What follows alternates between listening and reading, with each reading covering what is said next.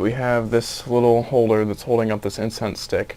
We have this flashlight right here that's actually mounted on a tripod, illuminating the smoke so our camera can autofocus on that smoke. We aren't going to be using this light to take the actual picture. What we're going to be using is this flash. All the card does is it blocks the light from hitting the background, entering into the camera lens and causing lens flare. It's wireless flash trigger on it, which is the RF602, and I'll also show you some examples where we use both of the flashes with different colors.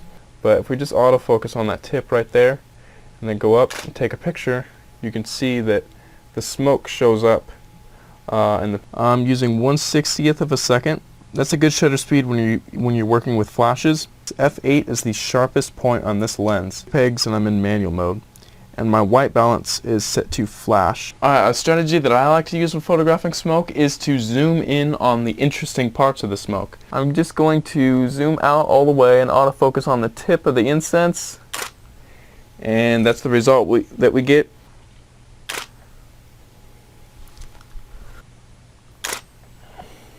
But the closer the light source is to the smoke, the brighter the smoke will be. The first thing that you'll probably want to do in order to make the background 100% black is you're going to want to click Image, Adjustments, Levels. And now you can hold down your Alt key while clicking the left arrow there, and then just slowly drag it down until you see that the main part of white is on the actual smoke. Just ease it in into where only the body is pretty much white. That is a good starting point. So I'm going to leave it at 4, and then the very end here, hold down Alt, drag it in until you start to see those lines show up, and it's telling you where the highlights are and where it's blowing out. So I usually do it until I don't see anything, so right about here.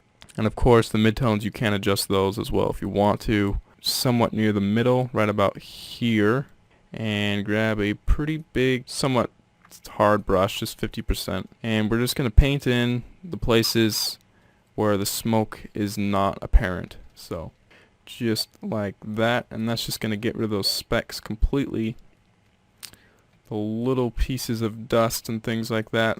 Now to fix it up even more, we can click Image Auto Contrast. That always helps.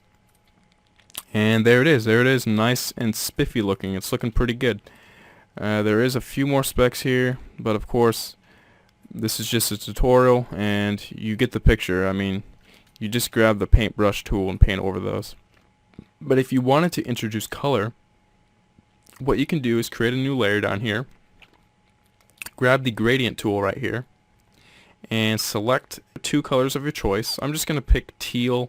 I'll do like, I don't know, red or something. Click the mode and make it on normal.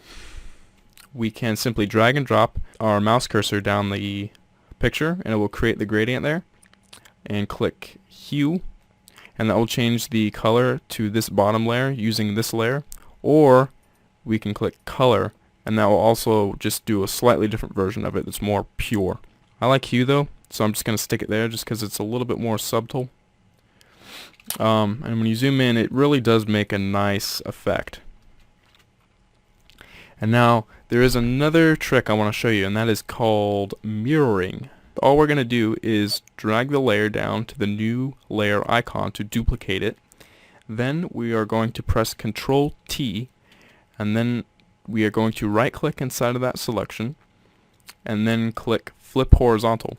Next, what we're going to do is click the blending mode and click Lighten. So I'm going to click Enter. So that's how you make a mirror image, and we can, if we wanted to, we could also just flatten this image by going to Layer, Flatten Image, duplicate it again, make sure that blending mode is on Lighten, press Ctrl T and rotate it around just like that, and mirror it again. We could also do the exact same thing right over again. So Lighten, Ctrl T, rotate it, and now look at that. It looks like a nice square design. And you can also compress this if you wanted to make something really abstract, and you get these really nice cool designs.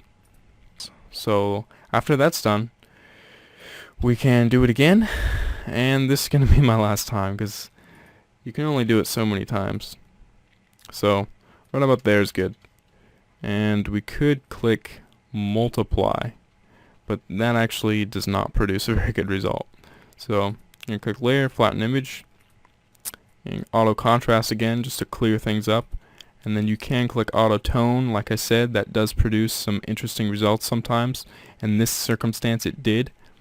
And you can also click auto color, and that will also sometimes produce an interesting result. I don't really like that result, so I'm just going to go back to here, and I think that looks pretty cool. Now there is one last trick that I want to show you really quickly, and that would be simply pressing Control I or Command I if you're on a Mac. And look what happens when we do that. It inverts the layer. So it makes the colors opposite of what they really are. Layer, flatten image. I'm just going to crop this just so I can show you what it looks like when it's all mirrored. And just kind of move that over here. And you can get some pretty cool results out of that. So that's just something I wanted to tell you, where I kind of infused two different photographs in one. Here's another one where I inverted it and I made the background white on both layers. Here's another one, same thing. I made the background white and I inverted the smoke layer, made it black, and then just used the multiply blending mode and put that right here so it looks like the smoke is coming out of the barrel of that pistol. One last one is the exact same thing, and here is another one, the very last one. This one I actually used several different smoke pictures and I placed them on top of one another. And of course you could place a gradient over that if you wanted to give the color give the smoke some color. And that's it. That's how you can add smoke into existing photographs.